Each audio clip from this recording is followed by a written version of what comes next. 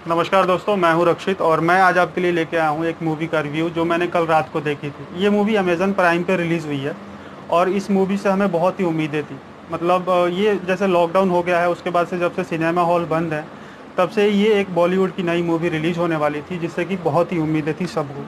तो मैंने ये मूवी कल रात को देखी, उसी का रिव्यू लेके आया हूँ। मूवी का नाम है गुलाबो सिताबो। अब जैसा कि इस मूवी का नाम है गुलाबो सिताबो, तो मैं बताना चाहूँगा कि गुलाबो सिताबो होता क्या है। बहुत से लोग इस मूवी के जो मतलब है इस मूवी का मतलब उसको टाइटल का मतलब ही नहीं समझ पाते, कुछ लोग जानते ही नहीं। जैसे कि जो लोग यूपी बिहार के हों या फिर जो लखनऊ साइड या उधर कानपुर साइड के हों, वो इस बात को जानते हैं कि गुलाबो सिताबो क्या होता है। एक्चुअली गुलाबो सिताबो गुड़ियों का खेल, यानी कि जो पुतले का आपने खेल देखा होगा, उसमें दो कैरेक्टर होते हैं, एक होती है गुलाबो और एक सिताबो, जो आपस में हमेशा लड़ते रहते हैं। दोनों का पति सेम है, यानी कि दोनों आपस में सौतन का रिश्ता रखती हैं। तो इस वजह से उन दोनों में हमेशा लड़ाई होती रहती है। तो उसी को टाइटल रख करके ये मूवी बनाई गई है जिसका नाम है गुलाबो सिताबो। तो मैंने ये मूवी देखी, तो आइए वीडियो शुरू करते हैं। मैं इस बारे में आपको रिव्यू बताता हूँ कि ये मूवी आप मुझे कैसी लगी, आपको देखनी चाहिए या नहीं देखनी।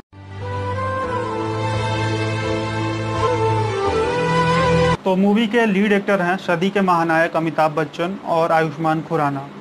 ये दोनों इस मूवी में हैं। तो मूवी में एक्टिंग की तो कोई कमी नहीं होनी चाहिए, जो कि नहीं भी है। तो बात करें अगर कहानी की, तो कहानी कुछ ऐसी है कि सीन लखनऊ का है, कहानी लखनऊ की है। वहाँ पे एक बहुत ही पुराना महल है जिस महल का नाम है फातिमा महल। और उस महल के एक मालिक हैं, मालिक कम आप उनको केयर टेकर ज़्यादा बोल सकते हैं, क्योंकि वो महल जो है उनके नाम से नहीं है, पर वो पूरे उसकी देखभाल वही करते हैं। जैसे किराएदारों से पैसा वसूलना, या फिर अगर किराएदार कोई पैसा नहीं दे रहा है तो उसके बर्तन उठा के बेच देना, या फिर उसके बल्ब दरवाजे से खोल के बल्ब बेच देना। ये सब काम अमिताभ बच्चन करते हैं मूवी के अंदर। तो वो जो हवेली होती है वो उनकी बेगम के नाम होता है और वो बेगम उनसे 17 साल बड़ी होती है। सो होता ऐसा है कि पूरी मूवी में अमिताभ बच्चन बस यही मना रहे होते हैं कि उनकी बेगम मर जाए और वो उस हवेली के मालिक बन जाए। दूसरा कैरेक्टर जो है आयुष्मान खुराना का, आयुष्मान खुराना जो है वो होते हैं उस हवेली के किराएदार, जो जिनकी फैमिली उस हवेली में 70 साल से रह रही होती है। यानी कि उनके बाप दादा सब वहीं पे रहे होते हैं, किराएदार के तौर पे ही रह रहे होते हैं।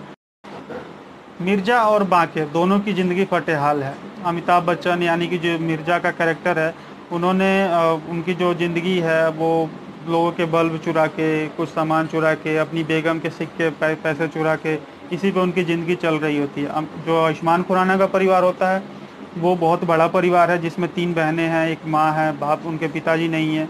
और वो एक आटे चक्की का जो दुकान होती है, आटा चक्की होता है, उसको चला के अपने परिवार का पालन पोषण कर रहे हैं। यानी कि दोनों जो कैरेक्टर है वो फटेहाल में ही है, और दोनों के अंदर लालच और जो ग्रीड है, जो हड़पने की वो है, लालच है, मंशा है, वो चीज़ को इस मूवी में दिखाई गई। सीधी बात करें तो मिर्जा की पूरी ज़िंदगी इसी उम्मीद में बीत जाती है, इसी इंतज़ार में बीत जाती है कि कब उनकी बेगम मरे और वो उस हवेली के मालिक हो जाएं। दूसरी तरफ आयुष्मान खुराना, जो कि उस हवेली के बहुत ही पुराने किराएदार हैं, वो चाहते हैं कि हम इस हवेली को कभी छोड़ के ना जाएं और हमें किराया भी ना देना पड़े। तो कुल मिला जुला कर अगर सीधी इस कहानी को देखा जाए तो ये कहानी ये दिखाती है कि इंसान का जो लालच है और जो उसका 420 जिसको ठगपन कहते हैं, वो उसी चीज़ को दिखाने की ये कोशिश की गई है।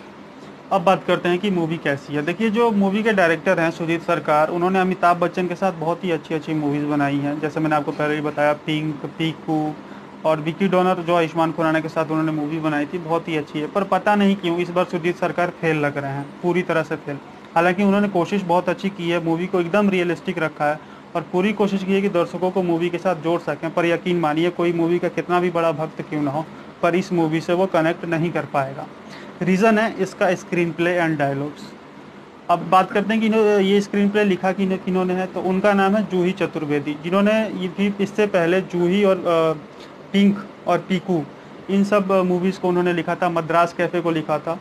इतने अच्छी अच्छी मूवीज़ लिखने के बावजूद भी इस मूवी में पता नहीं क्यों उन्होंने ऐसे ऐसे डायलॉग्स और मतलब कुछ भी इंगेजिंग नहीं रख कर पाई हैं। अब पता नहीं, जैसे कि आप देख सकते हैं, मूवी ना तो कॉमेडी हो पाई है ना ही सीरियस हो पाई है। तो ये चीज़ें जो हैं मूवी को दूर कर देती हैं। जैसे अब मकान मालिक और किराएदारों का झगड़ा आपने हेरा फेरी में देखी होगी, वो एक तरह से इंगेजिंग था, वो कॉमेडी था। मैं ये नहीं कह रहा कि आप इसे कॉमेडी बना देते, पर ठीक है, आप उसमें जो कोशिश की आपने थोड़ी कॉमेडी डालने की, वो उस टाइप के पंचेस डाल पाते तो शायद ये मूवी और भी बेहतर हो जाती।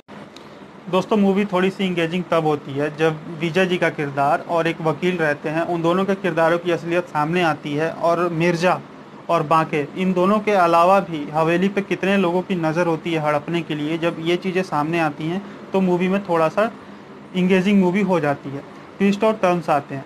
तो उस हिसाब से जो लास्ट के 40 से 45 मिनट हैं वो मूवी के थोड़े से इंगेजिंग होते हैं, जो कि थोड़े अच्छे भी लगते हैं। बात करें अगर म्यूज़िक की, तो म्यूज़िक तो इस मूवी में है ही नहीं, कोई गाना नहीं है। एक आध गाना जो 20 से 25 सेकंड के लिए अमिताभ बच्चन जी के बैकग्राउंड में बजता भी है, वो गाना आप उतनी देर के लिए ही याद कर सकते हैं, यानी 20-25 सेकंड से ज़्यादा आपको वो गाना। अब आप कहेंगे कि ये गजब का नेगेटिव इंसान है, इतने बड़े स्टार कास्ट की मूवी, इतने अच्छे डायरेक्टर की मूवी, और इसे कोई भी पॉजिटिव पॉइंट नहीं दिखा। तो दोस्तों ऐसा नहीं है। मूवी में एक बहुत ही दमदार पॉजिटिव पॉइंट ये है कि उस मूवी के जो एक्टर हैं उनकी एक्टिंग, मतलब गजब की एक्टिंग की। अगर आप अमिताभ बच्चन जी की बात करें तो उन्होंने एक बूढ़े का किरदार जो कि 78 ईयर्स का होता है, और वैसे बंदे का किरदार, जैसे चलना उठना बैठना बोलना, हर चीज़ में आप कहीं भी मिर्ज़ा और अमिताभ बच्चन जी के बीच में डिफरेंस नहीं कर पाएंगे। वहीं आयुष्मान खुराना, जो कि एक तोतला नौजवान होता है जिसके पिताजी की डेथ हो गई होती है, पूरे परिवार का बोझ उसके ऊपर होता है और वो आटा चक्की चला के अपने परिवार को पालता है। तो इनका किरदार भी इन्होंने बहुत ही अच्छे तरह से निभाया हुआ है। साथ में जो छोटे कलाकार हैं लाइक विजय जी, इन्होंने भी बहुत अच्छी एक्टिंग की है। तो एक्टिंग के मामले में जो इस मूवी की जो सबसे प्लस पॉइंट कही जा सकती है वो है इस मूवी का एक्टिंग। उसके अलावा मुझे जो इसमें जो कमियां दिखी जिसको लेकर डुबाई, वो सबसे बड़ी चीज़ मुझे नज़र आ रही है इस मूवी का स्क्रीन प्ले एंड डायलॉग। क्योंकि दोस्तों एक स्क्रीन प्ले और डायलॉग ही ऐसी चीज़ है जो मूवी को बांधे रखती है। कहानी कोई खास बड़ी मायने चीज़ नहीं रखती। कहानी को आप अगर उसमें जो बोलने वाले संवाद होते हैं, आपस की बातचीत होती है, अगर उसे सही ढंग से प्रस्तुत कर दिया जाए तो एक छोटी सी कहानी भी आप उसको बढ़िया मूवी बना सकते हैं। अब बात करते हैं मूवी के फाइनल कंक्लूजन की कि यह मूवी आपको देखनी चाहिए या नहीं। तो देखिए दोस्तों, अगर आपके पास अमेजन प्राइम का सब्सक्रिप्शन है और या फिर अगर आप किसी अपने दोस्त वगैरह से ले सकते हैं तो आप ये मूवी देख सकते हैं, क्योंकि अमिताभ बच्चन और आयुष्मान खुराना है तो इतनी भी बुरी नहीं है कि आप मूवी को नहीं देख पाएँ। आप देख सकते हैं, बिल्कुल देख सकते हैं। दूसरी चीज़ कि जैसे OTT प्लेटफॉर्म्स का एक फ़ायदा भी है कि अगर ये कोई मूवी हम हॉल में जाके देखते हैं तो हमें 2 से ढाई घंटे, हमें पसंद आए या ना आए, हमें देखना ही पड़ता है।